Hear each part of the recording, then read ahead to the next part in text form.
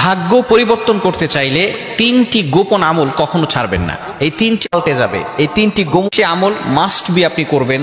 আল্লাহ পাক রব্বুল আলামিন আপনার ভাগ্যে ভালো কিছু দিবেন ইনশাআল্লাহ। আমরা অনেকে মনে করি ভাগ্য মানে হচ্ছে যদি টাকা পয়সা আমার কাছে আসে, সম্পদ আমার কাছে আসে, আমি যদি কোটি কোটি টাকার মালিক হয়ে যাই তাহলে মনে আমার ভাগ্য ভালো। আবার অনেকে মনে করে যদি আমার কাছে টাকা পয়সা না থাকে, সম্পদ না থাকে, আমি যদি গরিব হই তাহলে মনে হয় আমার ভাগ্যটা খারাপ। বিষয়টা এমন নয়। সব সম্পদ কিন্তু রহমত নয়, সব সম্পদ রহমত নয়। যেই সম্পদ, যেই টাকা পয়সা আপনাকে মসজিদে নিতে পারে না, যেই টাকা পয়সা, যেই সম্পদ আপনাকে আল্লাহর দিকে ধাবিত করতে পারে না, সেই সম্পদ, সেই টাকা পয়সা কখনো রহমত নয়। সেই সম্পদ এবং টাকা পয়সা হচ্ছে গজব। ফেরাউনকে আল্লাহ তাআলা সম্পদ দিয়েছিল, নমরুদকে আল্লাহ তাআলা সম্পদ দিয়েছিল, কিন্তু এটা তাদের ভাগ্য ভালো, বিষয়টা এমন নয়।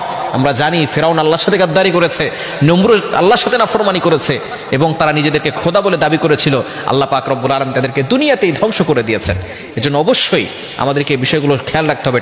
আমরা তিনটি আমল করবো। নাম্বার ওয়ান, এক নাম্বার হচ্ছে ইমানের উপর অটল অবিচল থাকতে হবে। ইমান এনে আমরা যদি ইমানটাকে ছেড়ে দেই, বিভিন্ন ধরনের শিরকের গুনাহের কাজ করি, শিরকের গুনাহ আল্লাহ তাআলা কখনো ক্ষমা করবে না।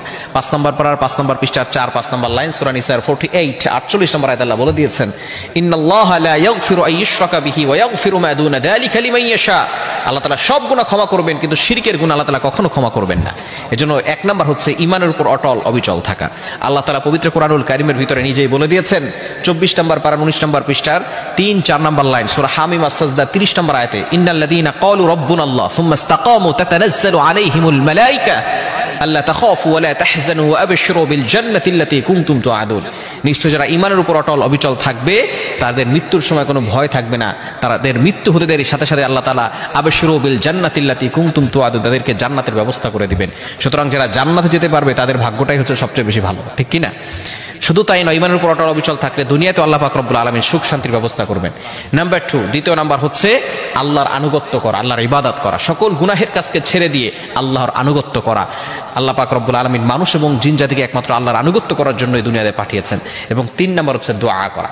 আপনি যত বেশি পারবেন ইস্তেগফার করবেন, তাওবা করবেন এবং আল্লাহর কাছে দোয়া করবেন, হারাম থেকে দূরে সরে আসবেন, এবং একমাত্র দোয়াই পারে মানুষের ভাগ্য পরিপূর্ণভাবে পরিবর্তন করে দিতে।